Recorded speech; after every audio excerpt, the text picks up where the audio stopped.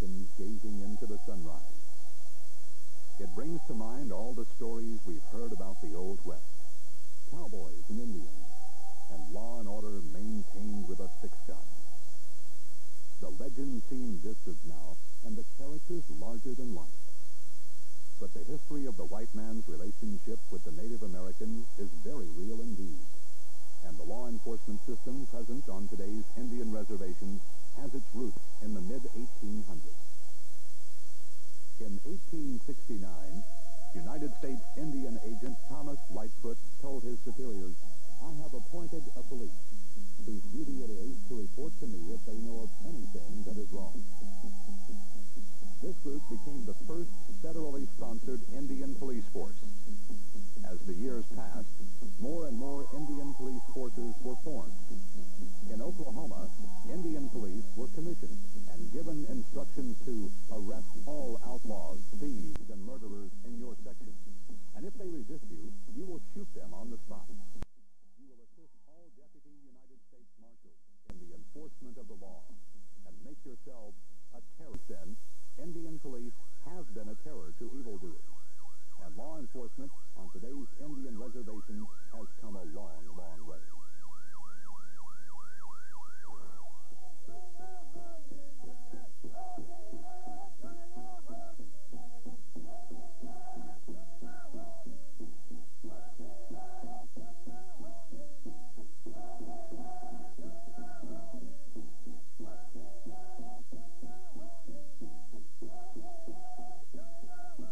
Police forces must operate under a complex series of jurisdictional statutes. The tribes are local governments, but unlike cities and towns, they are not considered subdivisions of the state government in which they are located. The United States Supreme Court has labeled the tribes as domestic, dependent, sovereign governments. Even though they are located within the geographical boundaries of a given state, they are individual nations unto themselves. This presents many problems to law enforcement officers concerned with the jurisdiction of one governmental entity. The analysis the Supreme Court decisions have utilized is that in the beginning, Indian tribes possessed all of the sovereign powers that any sovereign entity had, whether it be the United States in today's time or possess the same sovereign powers. Today we know that's not true. There's been a change somehow down over the years, and part of the study of Indian law is how that change took place and why did it occur. Maintaining law and order under these complex jurisdictional restraints is the responsibility of the tribal police department. Each reservation has its own police force, which can be operated by the tribe or the Bureau of Indian Affairs. Under congressional legislation passed in 1975, each tribe can determine whether its police will be BIA or tribal officers. In either case, federal funding is provided. Generally, the federal government, namely the BIA, is responsible for maintaining law and order on Indian reservations. Commonly, the tribal government contracts with the federal government to provide direct. Why do tribes contract? I believe for the most part it's to enhance the tribal sovereignty. Why some tribes opt for BIA. I think for the most part tribes are aware that law enforcement, detention services, maintaining law and order programs is the responsibility of the federal government. And they're satisfied with the service that the BIA is providing. It is important to understand that each has its own heritage and culture, and is truly a nation within a nation. In cooperation with the Bureau of Indian Affairs, each has developed its own law enforcement system to meet its own requirements, and must therefore be looked upon separately to fully understand the law enforcement and jurisdictional networking between the reservation and surrounding communities. Each reservation has its own story to tell. We will look now at 4 separate reservations and study how each has solved its individual jurisdictional law enforcement problems. One of the 7 natural wonders of the world. Situated in the northern Arizona is home to a small, isolated Indian tribe. Pasupai means people of the blue-green water, and is a fitting name for a tribe that resides at the bottom of the canyon, near the picturesque, rushing waters of the Colorado River. There are no roads from the top of the canyon, so all supplies must be shipped in on mule or horseback. The 412 tribesmen lead a simple, agrarian lifestyle and rely heavily on the economy of the tourist trade. Backpackers by the hundreds annually visit this quiet little village surrounded by majestic waterfalls.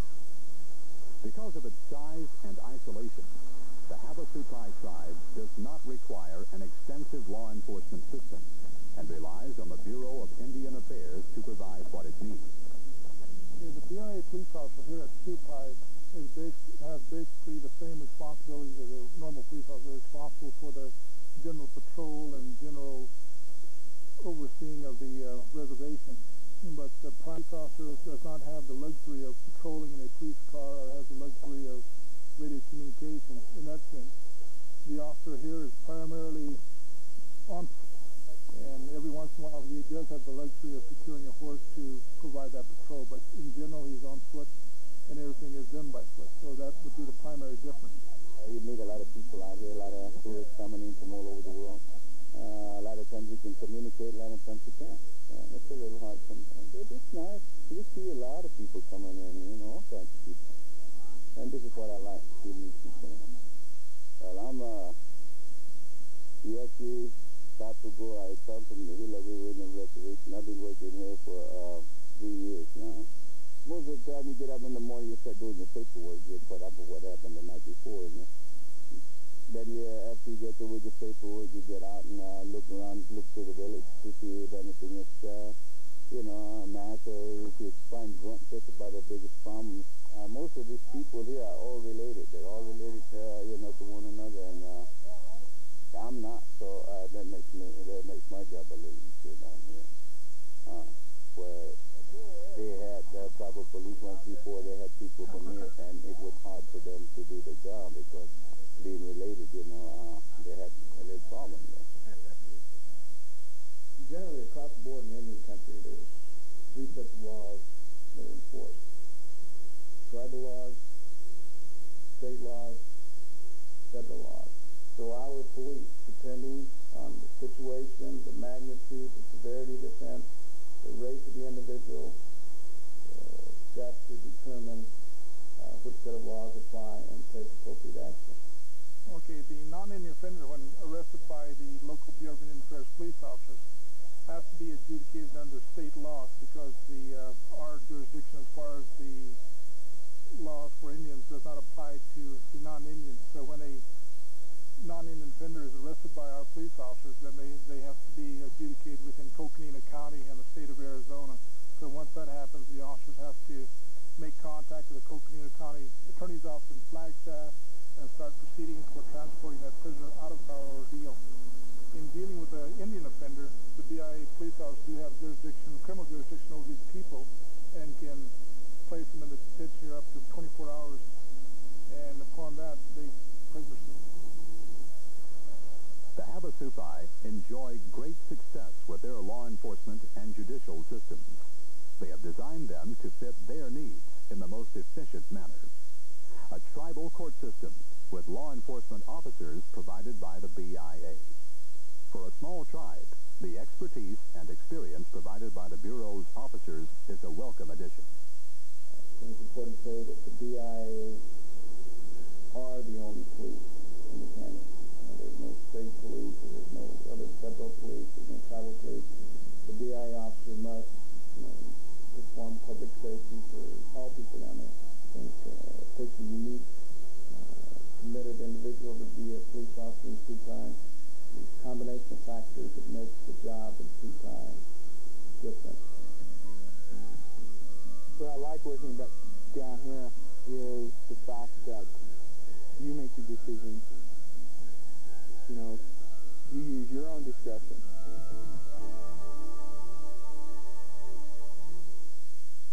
Not all Indian reservations are isolated in desert canyons or on mountaintops. Some are very close to large metropolitan areas of our country. The reservation of the Pima Marana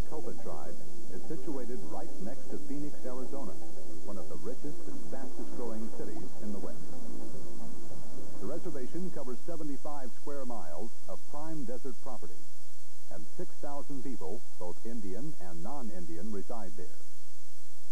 It is governed. Day business is handled by an appointed city manager. The reservation operates like any normal community and maintains all agencies necessary to maintain the comfort and well-being are run by civilians. The reservation wishes to run its own law enforcement operations within the community center. Like all other government services, it is funded.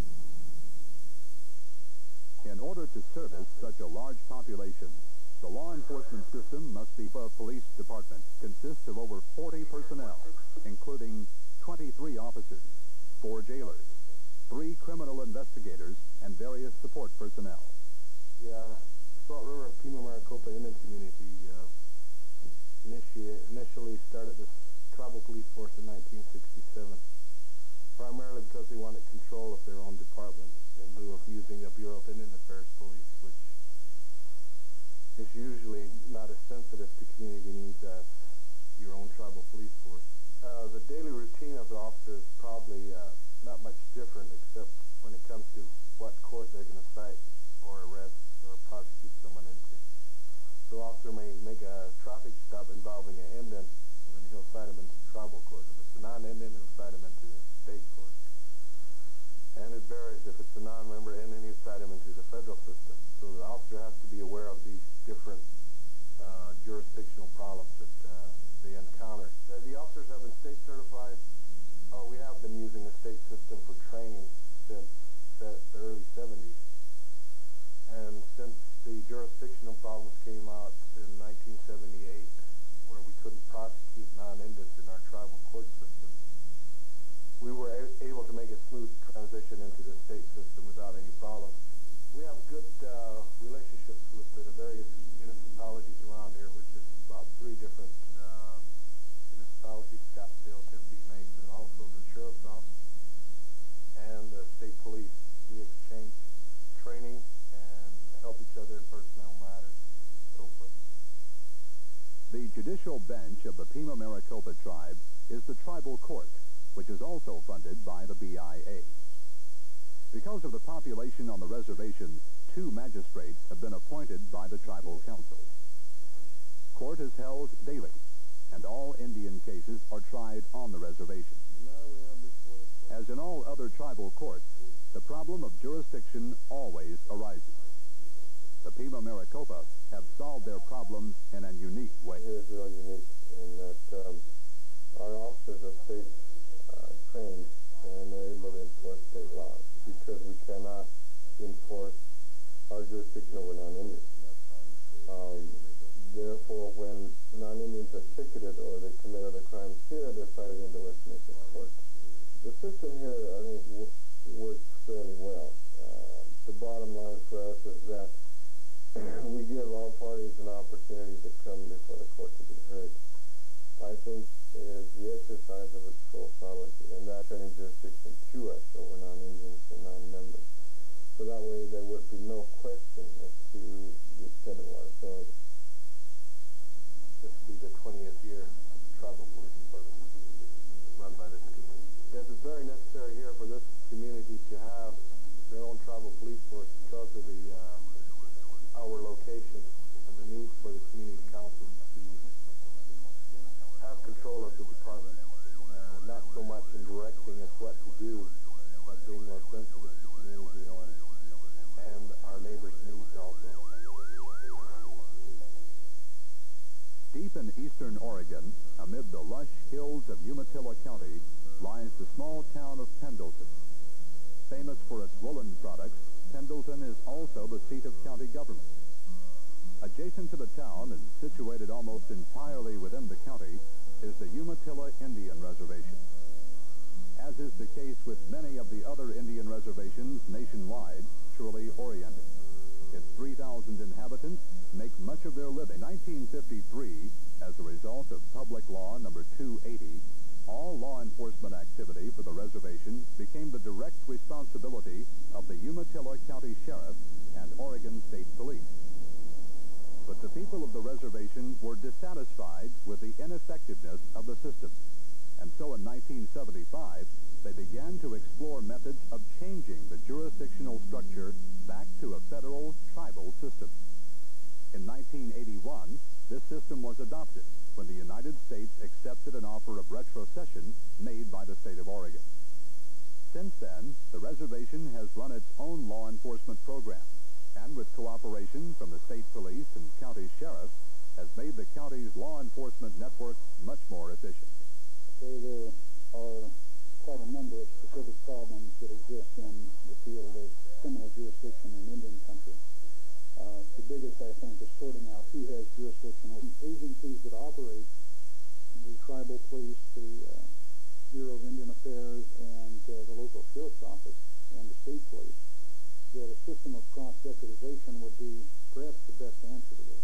So far, we've found that this system of cross-deputization, along with a very amiable relationship between the individuals involved in all of the departments, has been a major step forward in solving any of these jurisdictional problems that usually exist. The Umatilla Tribal Police Department consists of 9 sworn officers, as well as dispatch and office personnel. All officers go to the Oregon State Police Academy for training and are certified by the state of Oregon upon completion. With these cross-commissions, take appropriate enforcement action in any case. However, the actual patrol responsibilities exist only by means of a gentleman's agreement that the tribal police will handle cases primarily within the boundaries of the reservation. My normal shift starts at about 7:45 when I come into the office for briefing activities that have happened the prior 2 shifts. My 8-hour shift consists of administrative duties, radar traffic control, patrolling of the residential area, and criminal investigations. Currently, I'm working on child abuse and neglect cases. At the end of my 8-hour shift, I'll brief the oncoming officer of the activities that have happened on that shift. The Umatilla Tribal Court System is a law school graduate and a member of the Oregon Bar Association. I serve as prosecutor in that court system. We prosecute approximately 250 to 300 criminal cases a year in that system, cases ranging from minor traffic offenses to felony cases, or cases that would be felonies under state or federal law. Tribal law doesn't distinguish between felonies and misdemeanors. The Umatilla tribe doesn't have any correction or detention facilities of its own, and consequently there was a need to remedy that particular problem because people are, of course, sentenced to serve jail time as a result of tribal court cases. The answer we found was in negotiating a contract with the Umatilla County Sheriff's Department, contracting for space in the Umatilla County Jail for tribal prisoners. Hi, Dave. Hi, Sandra. How things in the county? Not too bad. How's the reservation doing? Oh, just fine. In the past, I worked in police departments where there were minimal relationships with these other departments. When I came to work here approximately 2 months ago, I found that the working relationship with the Umatilla Tribal Police Department and these other agencies, for lack of a better word, is super. Northern Minnesota, in these cool, clear waters, is some of the country's best fishing. Here at the headwater of the great Mississippi River, near the town of Bemidji, is the vast Red Lake Reservation of the Chippewa Indian Tribe. The reservation exceeds 860. Red Lake itself is one of the country's largest bodies of fresh water. The center of activity on the reservation is the community center, where all governmental services are performed, located there. The Red Lake Tribal Reservation utilizes a police force made up entirely of BIA officers. 14 full-time officers, 2 investigators, 1 agency special officer, and numerous administrative personnel provide the reservation with law enforcement services on a full-time basis. The Tribal Council has the option of contracting with the Bureau of Indian Affairs to operate their own law enforcement program. In the instance here at Red Lake, the council has opted to let the Bureau of Indian Affairs go ahead and come in and operate their law enforcement program. The reason why some of the tribal programs, or some of the tribes, do a contract is that they feel that maybe they can handle this program to run the program themselves. Other tribes feel that, depending on the location of the tribe, some tribes want to do it themselves. Others say, okay, the Bureau of Affairs can come in and probably run a better program, or not a better program, but have the resources to operate a efficient program. The reason for the success of the law enforcement system at Red Lake is the interagency cooperation between the Bureau and state and local police forces. 812-800, assistance needed. Emergency clearance, channel 1, please. Small, sport type, Chevrolet product, red in color, high rate of speed. 840 Red Lake 26, 800 radioed. They need our assistance on 89. There's a speeder heading north, coming onto the reservation line. They'd like our assistance in helping stop the vehicle. 840, I copied on the traffic. I'll be responding. Through an unique program, all Bureau officers working at Red Lake are deputized by the Beltrami County Sheriff's Department. This gives them the authority to make state and county arrests off the reservation. In addition, all Beltrami County Sheriff's deputies are commissioned by the BIA as federal law enforcement officers, and therefore are authorized to make federal arrests within the boundaries of the reservation. The result is two separate agencies working in concert to provide the best possible law enforcement service.